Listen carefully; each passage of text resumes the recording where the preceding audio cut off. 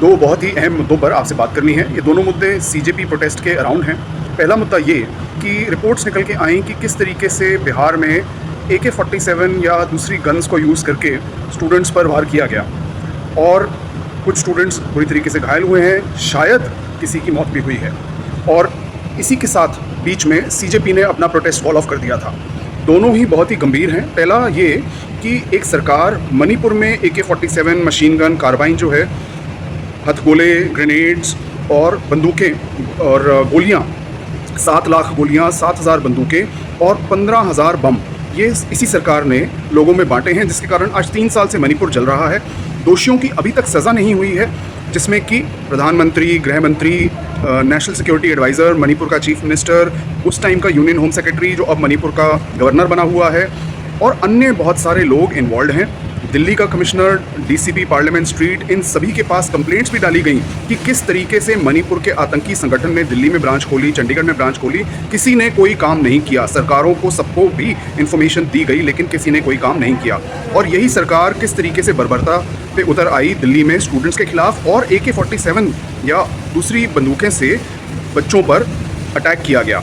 और साथ ही जो सीजेपी का रवैया रहा कि जिसने बिल्कुल स्पष्ट कर दिया कि सीजेपी इज़ बीजेपी, क्योंकि ना तो किसी भी सीजेपी के लीडर को संसद चलो मार्च वाले दिन, उस दिन कोई एक खरोच भी आई, और इन्होंने जिस तरीके से इस प्रोटेस्ट को, इस मूवमेंट को, आप यूथ की मूवमेंट को इमीडिएटली वाइंड ऑफ किया ताकि सरकार बची रहे। क्योंकि आप लोगों ने सबने बहुत सही आवाज़ें लगाई थी कि अगला नंबर जो है नितिन गडकरी, निर्मला सीतारमण, हरदीप पुरी और नरेंद्र मोदी का है। पूरी सरकार गिरनी चाहिए, क्योंकि ये सरकार गैरकानूनी है और बहुत सारे अत्याचार लोगों पर कर रही है। तो सीजेपी बीजेपी के साथ मिलकर इमीडिएटली उन्होंने ये एक ड्रामा रचा और इस्तीफ़ा तो ले लिया।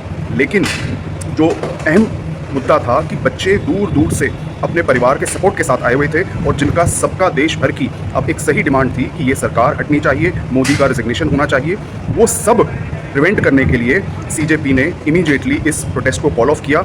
ये बिना इंश्योर किए कि जो FIRs का प्रॉमिस वो कह रहे हैं सरकार ने किया है वो फुलफिल हो, कोई भी बच्चा प्रताड़ित ना हो, उनकी फैमिली को टॉर्चर ना किया जाए बाद में, और वही सब हो रहा है। और अब ये फिर ड्रामे करने में लगे हुए हैं कि हम दोबारा प्रोटेस्ट करेंगे। अब ये प्रेस कॉन्फ्रेंसेस कर रहे हैं। ये लोग बहुत बड़े ढोंगी फरेबी हैं। ये बीजेपी की C टीम बननी है। आपको ये चेतावनी मैं अपने पहले मैसेजेस में भी दे चुका हूँ, और ये वीडियो अभी इमीडिएटली इसीलिए बना रहा हूँ ताकि आप सब सुचेत हों, दिल्ली पहुँचें।